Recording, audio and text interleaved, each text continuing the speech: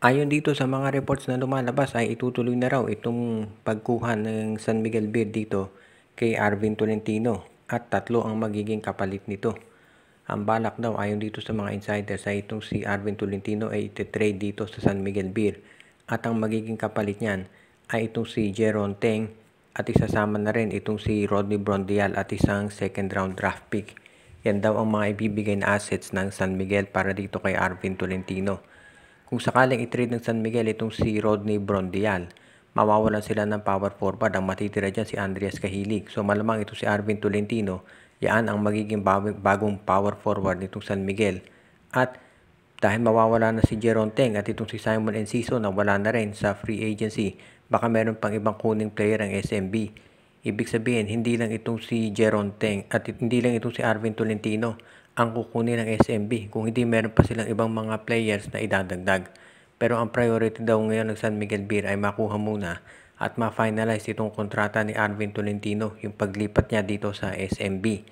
Nangangailangan na raw ng mga scorer si Coach Leo Austria at ito na raw ang simula nung kanilang revamp, yung pagkuha dito kay Arvin.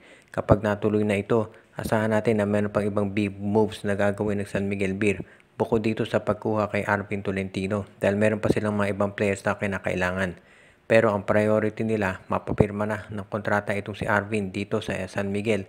At kapag iyan ay natuloy, asahan natin na i-approvehan agad ito ng trade committee. Dahil mahusay din naman na player itong si Jeron Teng at ito si Rodney Brondial, kilala natin magaling na player yan. Plus yung second round draft pick ng San Miguel Beer, magagamit din yan ni Coach Bonita ng Northport Batang Pier. Kaya para doon sa mga nagtatanong kung anong trade ang gagawin ng San Miguel, mukhang ito na nga ang uumpisahan nila, yung pagkuha dito kay Arvin Tolentino mula sa Northport. At samantala naman ngayon, nanalo Barangay Ginebra para maitabla yung serye 71-70. Kahit na dumikit itong TNT nung bandang huli, yung mga turnovers nitong si RHJ hindi nakatulong. Marami nga nakapansin, open yung mga teammates ni RHJ pero hindi niya pinasahan at nag-hero ball ito. At yun na nga nangyari, natalo tuloy itong TNT tropa. Ang hindi pa maganda dyan, nakita natin na nawala na naman yung composure nitong si Poy Eram. Noong 4th quarter, mga 3 minutes na lamang natitira nung final niya si Justin Brownlee, ay nagkaroon sila ng exchange of words nitong si Coach Chot Reyes.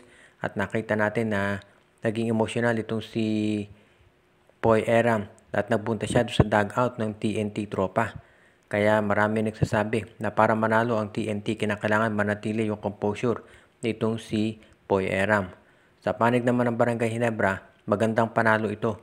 Tumabas dito yung talim ng depensa nila, na limit nila sa 19 points ng TNT. Although nakabawi nga ang TNT, masasabi natin na maganda yung naging depensa nila.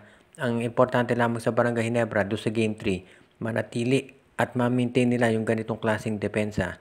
At syempre, kinakailangan makakuha sila ng puntos mula dito kay Jamie Malonzo at RJ Abarrientos.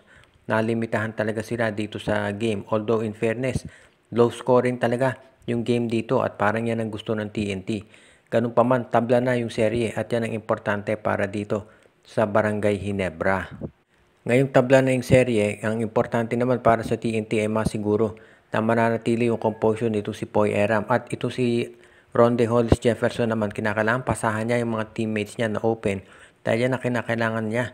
Alam naman natin na magagaling din yung mga scorers ng TNT kaya kinakailangan pasahan niya yon. Dahil sigurado naman na ido-double team siya nung kanyang mga kalaban sa Ginebra.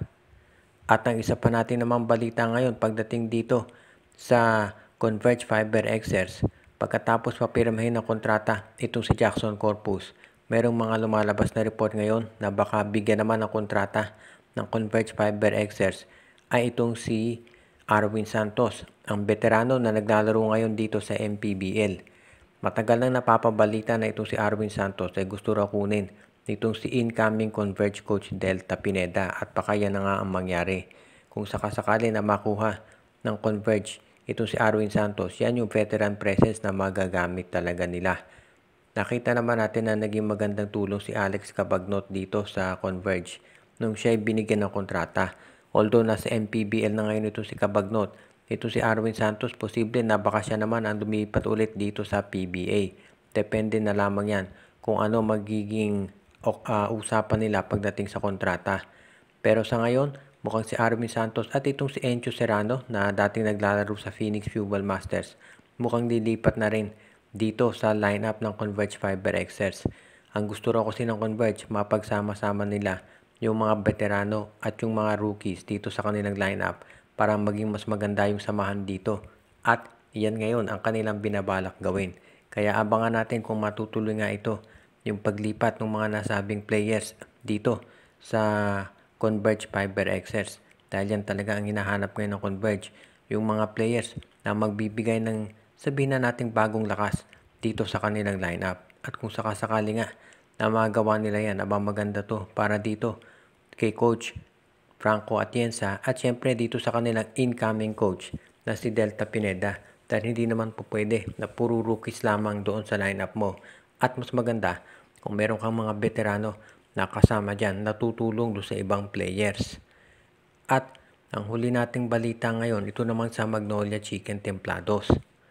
Ayon dito sa mga lumalabas na mga reports ngayon, ito raw Magnolia ay hindi ite-trade itong si Xavier Lucero.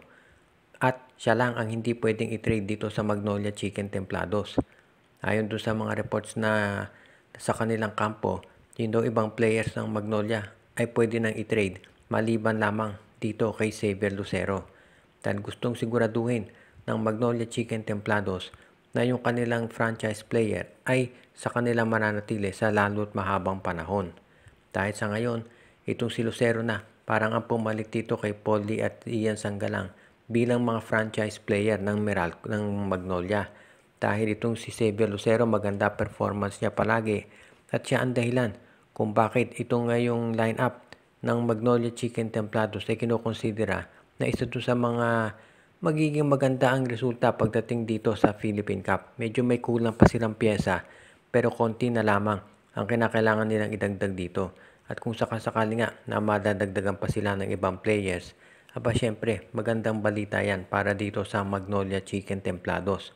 Kung masasabi naman natin ito sa coaching situation ng Magnolia, maraming pwedeng mabago dito sa hot shots pero ang kinakailangan daw talaga ayon dito sa mga nasa source mga kampo nila ay dagdagan sila ng ibang mga assistant coaches kung talagang hindi papalitan si Chito Victolero.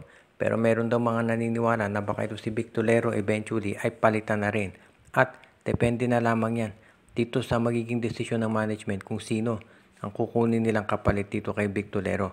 Marami daw pinag-uusapan ngayon at pinagpipilian kung sakasakali. Pero as it is, may mga naniniwala na talagang ito si Victolero ay papalitan na talaga ng Magnolia. Shoutout kay RG Bueno at Dalina family, Romeo Conchada, Joshua Giray, Espejo at Rosales family, kay Jonel Alagon at Celino Valles family, Alicia Garcia, Michael D, kay Katsakino Ducusin, Malyari Mascarinas, Dalmacio de Guzman, Edwin Carmona Jr., Ireneo Salangsang at sa iba pa natin ng mga regular na viewer.